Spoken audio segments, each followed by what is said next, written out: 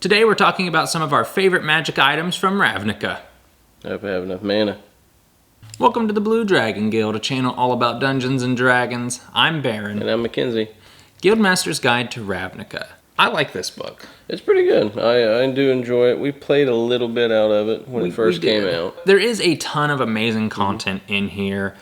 Today we're looking at magic items. Now, these magic items aren't the absolute best. I don't think they're the worst. No.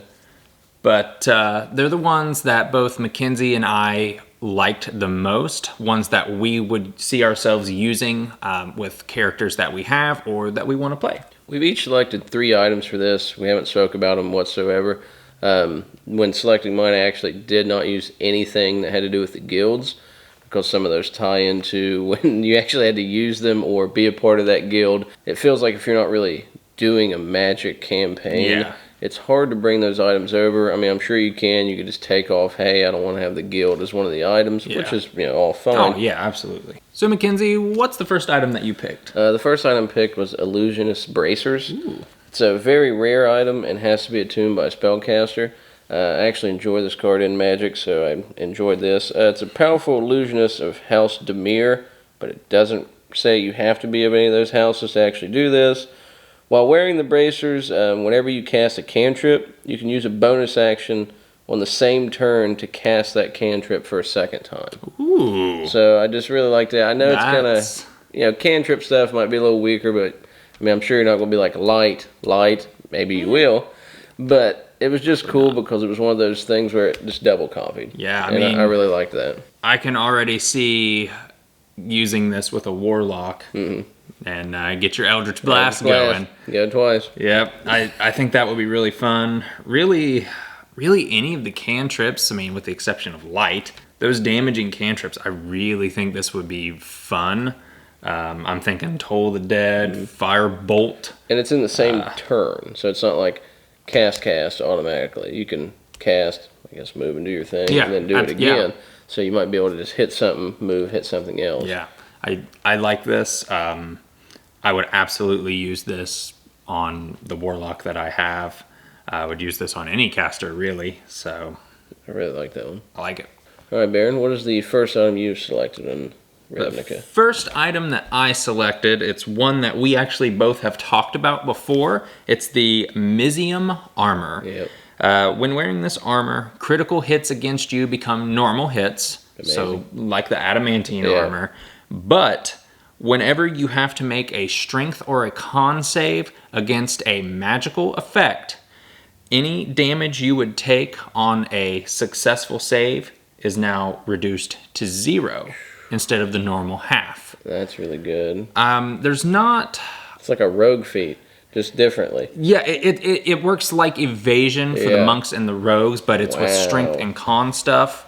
I really like this. I actually have this on Casmus, my cleric in Epic Level Fight Night. I haven't come across any magic effects that have me do a con or a strength yet. I know they're out there. Right. So, the other thing I really like about this, which, thinking about it and you saying it, you could match that with a lot of things where it's like, hey, I'm going to get advantage, but they're going to have advantage me on the second time. You don't care. Yeah. Their advantage to be able to hit you, sure, but they're being able to crit you, double. Yeah. Who cares? That nullify to the crit is really good. And then the half or 0 damage on a success. Yeah. Like that's great. So Mackenzie, what do you have next? The next one I have is Pariah's Shield. It says here again, soldiers of the Boros Legion consider it to be honorable bearing shield. Doesn't say you have to be part of it. It doesn't stick those things in there. It's just flavor. Yeah, that's what I feel that as. You gain a +1 to your AC for every 2 allies within 5 feet of you, maximum of 3. That's fun. While you're wielding this shield, this bonus is in addition to a normal shield AC. So you can get up to +5. Cool. Whenever a creature you see within 5 feet of you takes damage, you can use your reaction to take that damage instead of that creature. When you do so, the damage type changes to force only. That's really fun. So, yeah. That's really fun. Big change. It requires attunement. I don't know if I stated that, but I like that. I think of that as a defensive character. Yeah. giving it more of a bonus. I mean, I just thought, hey, that's pretty good. And then switching it to force damage. Yeah. I know there's not a lot of stuff that stops force damage, but it's a lot better than, hey, maybe you're not immune to this type of damage, or they would end up taking more for some reason. Yeah. Hey, I can end up stopping this, and I just like anything that builds defense. When you're already giving me a +2 and I can get more, I'm like, hey, that's fine. I like this. Like you said, for the defensive character that's on the front lines, especially with everybody else, this is going to be good. I think this is cool. It can help you a lot. Yeah. I mean, it's crazy. +3. So you get +1 for every 2 allies within 5 feet of you. It's going to be really hard to get that +3 unless you're in a big party or got a lot of non-playable characters with you. Or you're in a tight area in a dungeon somewhere. Yeah. That would probably be the best use of this. It's just a bonus on top of bonus. Yeah. That's what makes it good. I like it. All right, what was the next item you selected, Baron? The next item I have is the Pyro Converger. For whatever reason, I really like the idea of having a little mini flamethrower in D&D. This flamethrower puts out a 10-foot cone. Each creature in that cone must make a dex save or take 4d6 fire damage, half as much on a success. My favorite part about this, each time you use this item, you roll 1d10 plus the number of times that you've used this since your last rest. What? On an 11 or higher, it messes up. And you take the 4d6 fire damage. Goodness. And then you can't use the Pyro Converger again until you take a long rest. I love that gamble of... What? I love that. I love that gamble of, all right, let's see if it blows up in my face. You could use it up to 9 times, I think, and have 0 issues. But you could use it one time, roll for the second attack, and boom. I love it. It's really good. I like that gamble. I mean, it's an uncommon item. Yeah. But it has such a drawback with that. It can blow up in your face. Like, I really think that this would be fun on any character because there's no spellcaster restriction. Yeah. Just give this to the barbarian. The barbarian runs up. Ha ha! Boom! Blows up in his face. I love it. What's great is having to keep track of it too. If you messed up and you're like, I'm gonna shoot it. Yeah. I love it. The third item I selected was Sunforger. It's a warhammer that requires attunement. You gain +2 bonus to attack and damage rolls made with the magic item. As an action, you can hurl the weapon up to 120 feet, to a point you can see. When it reaches the point, the weapon vanishes in an explosion, and each creature in a 20-foot radius sphere centered on that point makes a DC Dex 15. Take 6d6 fire on a failed, half on a successful. Afterwards, you can use an action to make that weapon reappear in your empty hand. You can't cause it to explode again until you finish a short or long rest. And then, if you don't call the weapon back to your hand, just forget it, like Tommy leaves things, it reappears at the point it exploded 24 hours later. I like that.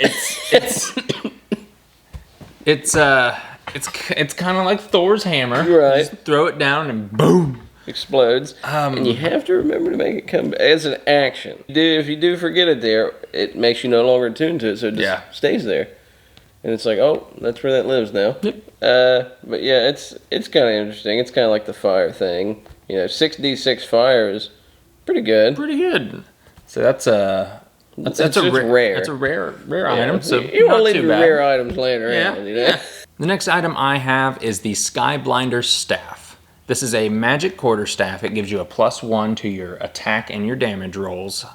And also, while you're holding the staff, you get a +1 to your spell attack bonus. That's really good. So this is great for those casters. Yeah.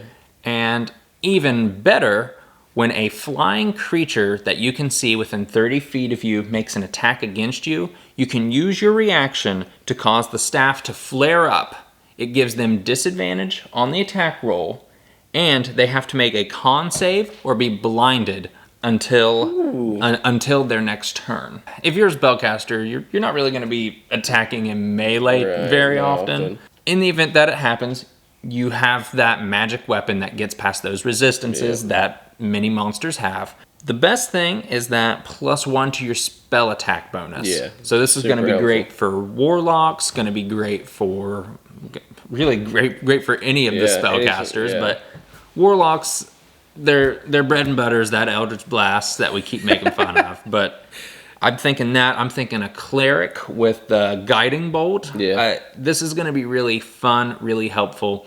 And then you have the chance to cause flying creatures to miss. On the chance that you're fighting one of those flying creatures, I mean, just boom. Here it is. Oh, he's blinded. He's got disadvantage. He misses me. Great. So these are the magic items that we picked from the Ravnica book. Let us know down in the comments what you think of the ones that we picked. Let us know if there's any that you think we should have chose over these. We'd love to hear it. If you'd like to see more D&D content, be sure to like and subscribe. And if you want to see a video about magic items for Rogue, check it out right here. And until next time, keep the dice rolling.